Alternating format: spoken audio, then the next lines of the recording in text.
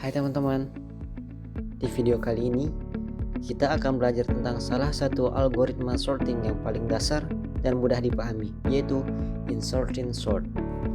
Insertion sort adalah algoritma pengurutan data yang bekerja mirip seperti saat kamu menyusun kartu di tangan.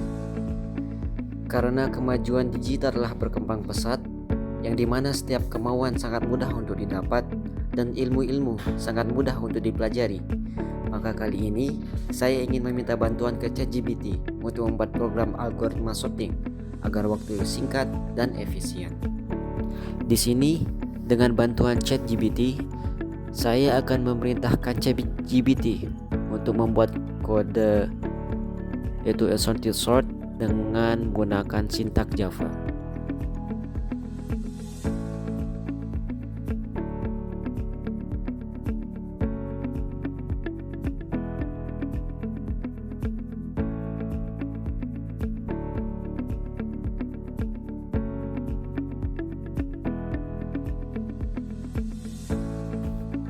Nah, setelah ChatGPT menampilkan hasilnya, maka akan keluar itu sintak kode Java-nya.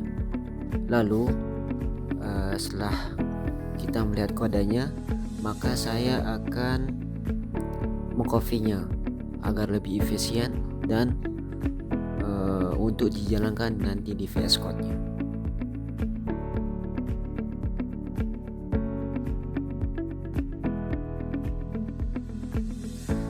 Jadi hasil dari kode program yang dihasilkan ChatGPT tadi saya telah copy di dalam VS Code ini. Yang pertama, kita import dua library, yaitu array digunakan untuk mencetak array dan random untuk menghasilkan angka acak. Seperti yang kita lihat bersama, ada dua import, yaitu Java until array dan Java until random. Nah, setelah itu kita akan mengambil kelas dan fungsinya itu Java. Public class yang bernama latihan, yaitu ini latihan. Lalu kita buat kelas Java dengan nama latihan seperti yang kita telah lihat di sini.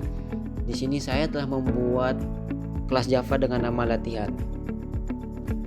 Lalu untuk fungsi insertion sort-nya saya menggunakan yaitu public static void insertion sort integer r. Ini adalah fungsi utama untuk mengurutkan data menggunakan insertion sort. Fungsi ini menerima parameter berupa array, yaitu tentang r, yaitu yang ini. Lalu untuk perulangan utama, kita mulai dari indeks ke 1. Karena elemen pertama dianggap sudah terturut, K menyimpan elemen yang sedang kita evaluasi, dan J adalah indeks untuk membagikan ke kiri. Seperti ini yang ada pada layar.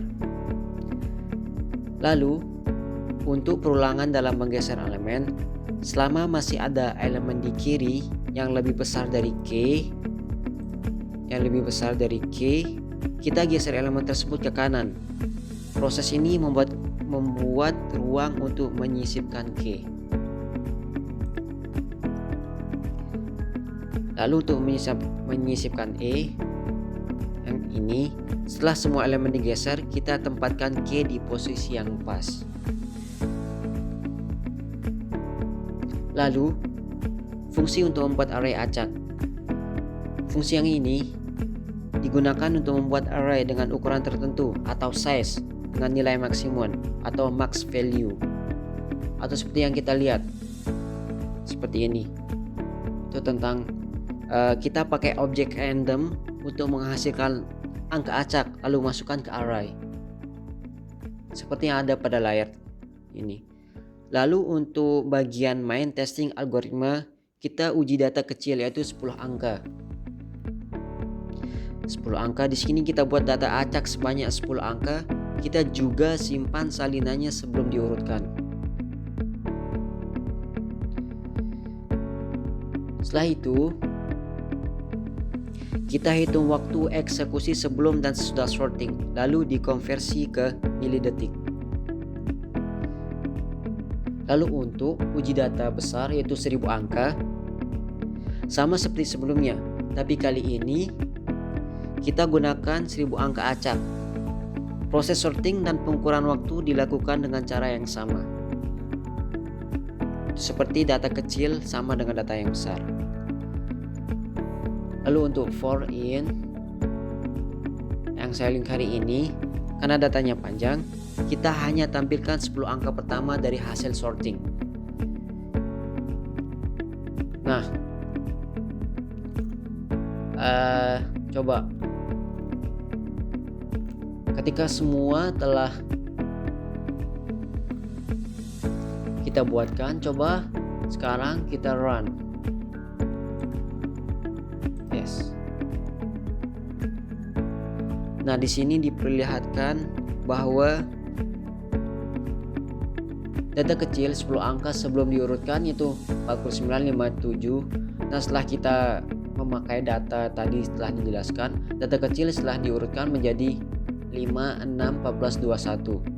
Durasi sorting data kecil itu 10 angka 0,000041 milisecond. Dan adapun durasi sorting data besar yang 1000 angka itu memakan waktu 7,8175 milisecond. 10 angka pertama setelah sorting data besar. Jadi kesimpulannya yaitu in-sorting sort itu sangat mudah dipahami, yaitu cocok untuk data kecil tapi sangat lambat untuk data besar karena waktu prosesnya naik drastis. Jadi in-sorting sort itu cocok untuk data kecil karena simple, tapi untuk data besar performanya kurang bagus.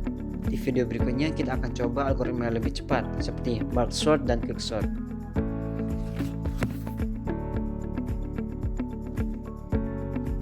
Jadi kesimpulan dari in-sorting sort di Java adalah algoritma pengurutan sederhana yang bekerja dengan menyisipkan setiap elemen ke posisi yang benar, mirip seperti saat kita menyusun kartu di tangan. Lalu algoritma ini mungkin mudah dipahami dan diimplementasikan, terutama untuk pemula yang baru belajar sorting. Adapun kelebihannya yaitu cocok untuk jumlah data yang kecil, namun kodenya pendek dan jelas, tidak membutuhkan memori tambahan. Namun kekurangannya adalah kurang efisien untuk data besar, kompleksitas waktu dalam kasus terburuk. Dari hasil percobaan di program, sorting 10 angka berlangsung sangat cepat. Lalu untuk sorting 1000 angka butuh waktu jauh lebih lama. Oleh karena itu, in-sorting sort cocok untuk belajar dari penggunaan sederhana. Tapi untuk data besar, sebaiknya gunakan algoritma lain seperti bulk sort dan quick sort. Nah, itu dia penjelasan lengkap tentang in-sorting sort dan implementasi di Java. Mulai dari definisi, cara kerja, sampai uji coba untuk data kecil dan besar.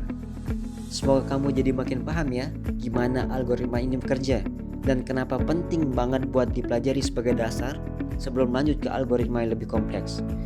Kalau kamu suka konten kayak gini, jangan lupa buat klik like biar aku tahu kamu tertarik. Tinggalkan komentar kalau ada yang mau ditanyain, dan tentu saja subscribe biar gak ketinggalan konten algoritma lainnya. Sampai jumpa di video selanjutnya. Kita bakal bahas bulk sort, quick sort, dan algoritma keren lainnya. Tetap semangat ngoding. Sekian dari saya. Assalamualaikum warahmatullahi wabarakatuh.